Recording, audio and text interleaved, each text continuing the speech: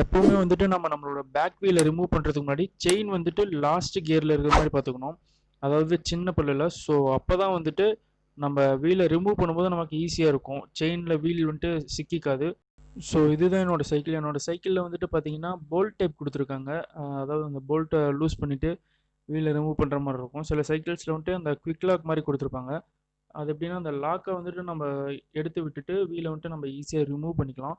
இதுவுமே வந்துட்டு ஈஸி தான். நான் எப்படின்னு காமிக்கிறேன். அதுக்கு முன்னாடி வந்துட்டு என்னோட சைக்கிள் அந்த கேலிபர் பிரேக் கொடுத்துருக்காங்க. அது வி பிரேக்குன்னு சொல்லுவாங்க.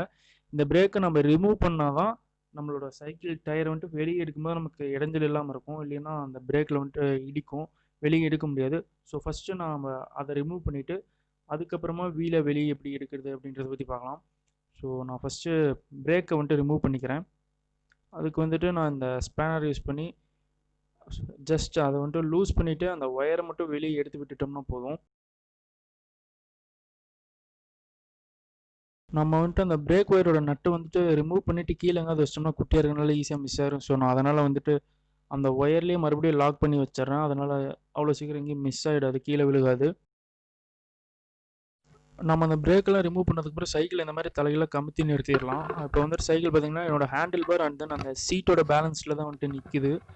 ஸோ இப்போ நம்ம வீலை ரிமூவ் பண்ண ஆரம்பிக்கலாம். நான் ஃபஸ்ட்டு ஸ்பேனர் வச்சு இந்த பக்கம் ரிமூவ் பண்ணிக்கிறேன். ஜஸ்ட் அதை லூஸ் பண்ணிவிட்டு ரிமூவ் பண்ண வேண்டாம் அந்த போல்ட்டை, அதுலேயே அப்படியே விட்டுறலாம். ஸோ இல்லைன்னா இது கீழே வச்சா இதுவும் மிஸ் ஆகிடுச்சுன்னா தலைவலியாக போயிடும். ஸோ அதனால் லூஸ் பண்ணிவிட்டு நான் இதை அப்படியே வச்சுக்கிறேன். அண்ட் தென் இப்போ இந்த சைடு வந்துட்டு பார்த்தீங்கன்னா அந்த ஷிஃப்டருக்கு வந்துட்டு கார்ட் கொடுத்துருப்பாங்க. நம்ம அதை ஃபஸ்ட்டு ரிமூவ் பண்ணிக்கலாம் ஸ்லோவாக. அது வந்துட்டு ஈஸி தான். அதை ரிமூவ் பண்ணிவிட்டு அதை மட்டும் கீழே பத்திரமா வச்சுக்கோங்க.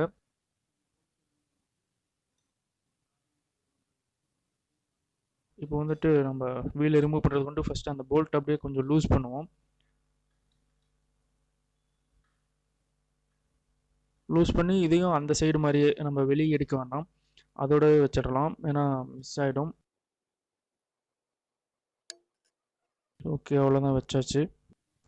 ஓகே, இப்போ நம்ம வந்துட்டு வீலை ரிமூவ் பண்ணலாம். அப்படியே அந்த ஷிஃப்டரை வந்துட்டு முன்னாடி பின்னாடி லைட்டாக அப்படியே மூவ் பண்ணி வீலை லைட்டாக ஷேக் பண்ணி வெளியே இழுத்தோம்னா வீலை வந்துட்டு ஈஸியாக ரிமூவ் பண்ணிடலாம். இது இந்த மாதிரி தான். ஓகே, அவ்வளோதான். நம்ம வந்துட்டு இப்போ வீலை வெளியே எடுத்தாச்சு, சக்ஸஸ். தென் இப்போ வந்துட்டு மறுபடியும் எப்படி நம்ம வீலை வந்துட்டு ரீஇன்ஸ்டால் பண்ணுறதுன்ட்டு உங்களுக்கு காமிக்கிறேன். ஸோ ஓகே, நம்ம வந்துட்டு இப்போ நம்ம வீலை வந்துட்டு ரீஇன்ஸ்டால் பண்ணலாம். நான் பண்ணுற மாதிரி எப்படி பண்ணுங்கள், அந்த கியரோட சின்ன பல்லை வந்துட்டு செயினில் வச்சுட்டு ஷிஃப்டரை லைட்டாக பின்னாடி இழுத்து முன்னாடி தள்ளிங்கன்னா இந்த மாதிரி கீழே இறங்கி கரெக்டாக உட்காந்துக்கும்.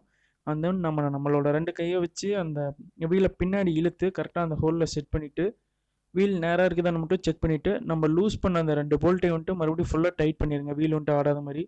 ஸோ டைட் பண்ணிட்டோம்னா வேலை முடிஞ்சுது. இந்த வீடியோ வந்துட்டு உங்களுக்கு ரொம்ப யூஸ்ஃபுல்லாக இருந்திருக்கும்னு நினைக்கிறேன். அப்படி இந்த வீடியோ வந்துட்டு உங்களுக்கு பிடிச்சிருந்தால் லைக் பண்ணி ஷேர் பண்ணுங்கள். அண்ட் தென் நீங்களே நம்ம சேனலுக்கு வந்துட்டு சப்ஸ்கிரைப் பண்ணலைன்னா மறக்காமல் சப்ஸ்கிரைப் பண்ணிக்கோங்க. நான் உங்களை நெக்ஸ்ட் வீடியோவில் பார்க்குறேன் ஃப்ரெண்ட்ஸ். பை.